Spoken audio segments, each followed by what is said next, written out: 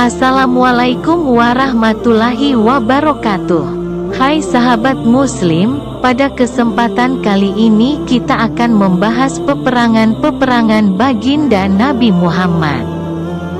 Dan selalu dukung YouTube kita ini, karena kami akan menerangkan kisah-kisah sahabat Nabi dan kisah baginda Nabi Muhammad sesuai pegangan kepada Al-Quran dan Sunnah. Dan semua kisah yang ada di YouTube ini kami pelajari dan kami ambil dari kitab karangan para ulama bermazhab Syafi'i. Dan perlu sahabat muslim ketahui, misi kami di YouTube ini adalah untuk menyiarkan kebenaran sesuai dengan ulama Ahlus Sunnah wal Jamaah. Berikut peperangan baginda Nabi Muhammad yang kami ambil dari kitab riwayat Nabi Muhammad. Semenjak mendapat wahyu dari Allah melalui malaikat Jibril, dengan membaiat baginda Nabi Muhammad untuk berperang, dihikayatkan bahwa baginda Nabi Muhammad turut keluar berperang sebanyak 27 kali. Di antaranya banyak yang tiada sampai terjadi pertempuran karena tiada berjumpa dengan musuh, atau karena mereka telah melarikan diri terlebih dahulu. Dan peperangan yang sampai terjadi ialah 1. Perang Badar. Perang Badar terjadi pada tanggal 17 Ramadan tahun kedua Hijriah, atau pada tahun 623 Masehi. Dan perang Badar ini terjadi pada suatu tempat di kota Madinah yang bernama Badar. Tentara musyrikin berjumlah 1000 orang melawan tentara Islam yang terdiri dari 313 orang. Dengan bantuan dari Allah, musuh telah kalah dalam peperangan ini. Orang-orang tawanan dibebaskan kembali dengan membayar tebusan. Dan bagi tawanan yang pandai menulis dan membaca menebus dengan mengajari 10 orang anak kaum muslimin. Ini adalah salah satu daripada asah dalam pemberantasan buta huruf bagi anak-anak kaum muslimin. 2. Perang Uhud. Perang Uhud terjadi pada bulan Syawal tahun 3 Hijrah atau 624 Masehi. Dan bermula peperangan Uhud ini dekat sebelah gunung di negara Madinah yang bernama Uhud. Kaum musyrikin negara Makkah datang menuntut bela atas kekalahannya dalam perang Badar. Dan pada perang Uhud ini kaum musyrikin berjumlah dengan 3000 pasukan. Sedangkan tentara kaum muslimin berjumlah 700 orang. Setelah pertempuran terjadi, akhirnya musuh mundur melarikan diri. Tetapi kemudian dengan tiada disangka, musuh menyerang kembali dari belakang. Sehingga tentara kaum muslimin cerai-berai dan banyak yang syahid dalam peperangan ini. Dan baginda Nabi pun karena tetap bertahan lukalah keningnya. Dan pecah gigi gerhangnya Nabi sebelah kanan. Untunglah dalam waktu yang singkat tentara Islam dapat bersatu kembali, sehingga dapat menghentikan peperangan itu. Sebabnya terjadi hal yang mengecewakan ini ialah karena sebahagian daripada tentara Islam yang baginda Nabi tempatkan mengawal sebelah belakang gunung melanggar perintah baginda Nabi.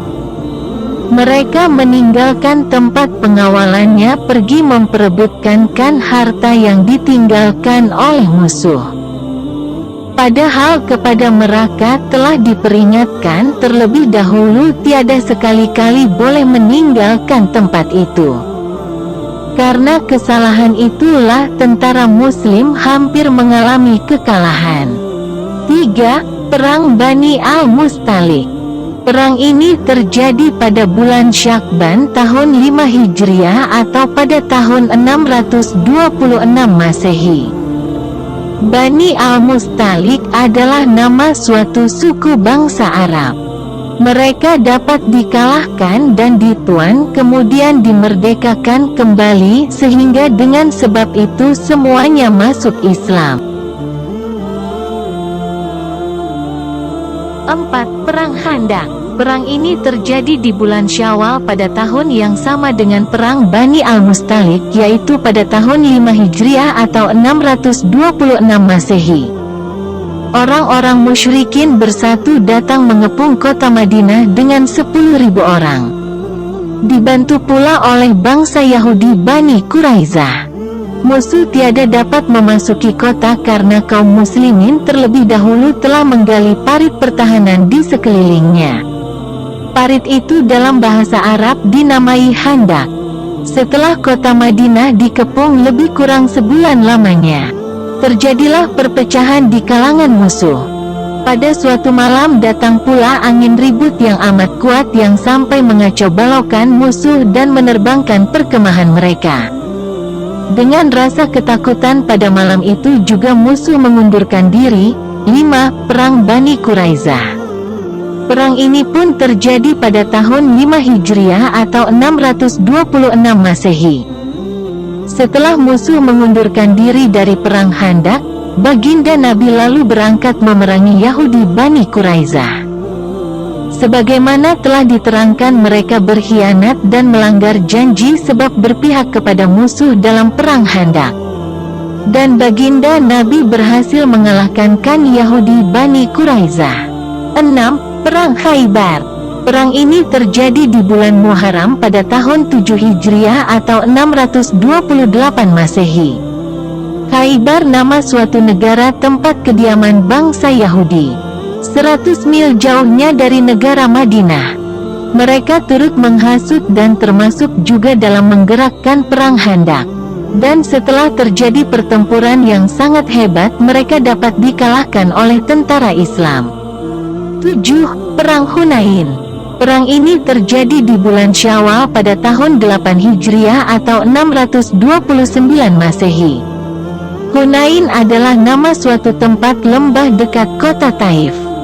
Tentara Islam kaum muslimin yang terdiri dari 12.000 orang hendak melawan bangsa Arab Yahudi suku Hawazan dan suku Yahudi Sakif yang bermaksud menyerang tentara Islam. Dalam pertempuran ini tentara kaum muslimin dicoba oleh Allah Subhanahu wa Ta'ala. Ketika tentara kaum muslimin sampai ke lembah Hunain, dengan tiba-tiba musuh menyerang. Pasukan tentara Islam pada ketika itu pecah dan banyak yang mundur. Kemudian dengan izin Allah dapat bersatu kembali dan dapat mengalahkan musuh. 8. Perang Taif.